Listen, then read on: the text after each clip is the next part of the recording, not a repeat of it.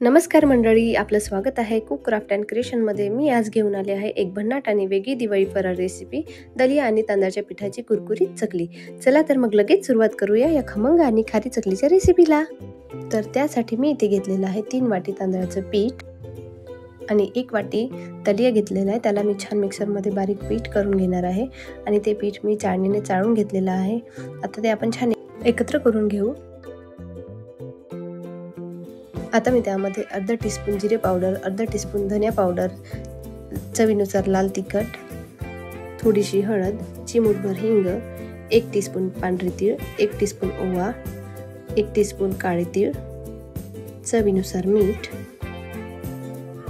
आणि आता आपण ते छान एकजीव करून घेऊ। आता त्यामध्ये गरम तूप किंवा गरम तेल टाका आणि हाताने चोळून मोहन नीट मिक्स करा। हे मोहन चकलीला सुंदर कुरकुरीत टेक्स्चर देते।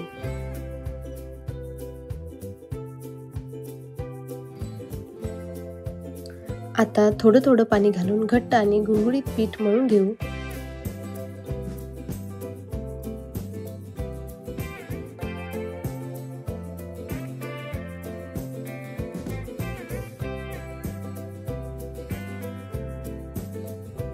आता हे पीठ आपण साधारण 10 ते 15 मिनिटं झाकून ठेवूयात आणि पुन्हा पीठ मळायला घेऊया।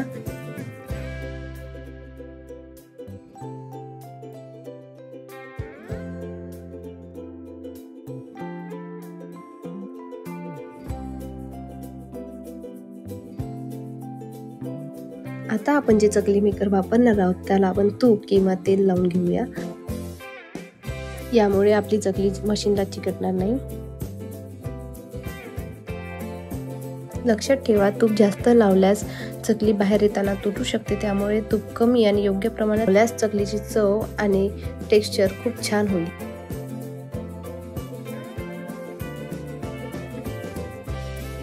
आता आपण हे तयार केलेलं मिश्रण चकलीच्या साच्यामध्ये टाकून चकल्या तयार करायला सुरुवात करूया।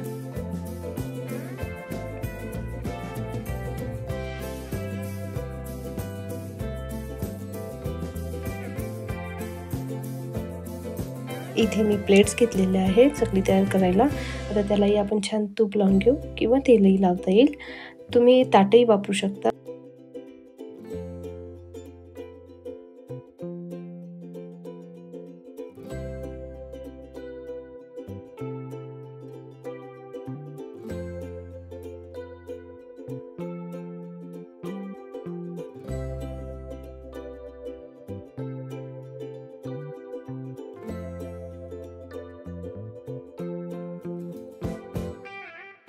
चकल्या तयार करून झालेल्या आहेत।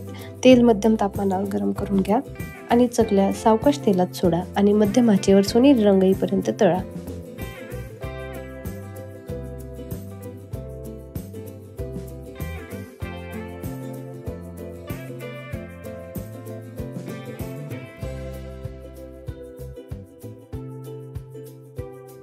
आता आपल्या चकल्या कुरकुरीत आणि खमंग दिसायला लागल्यात। आता आपण चकल्यांना बाहेर काढून घेऊया।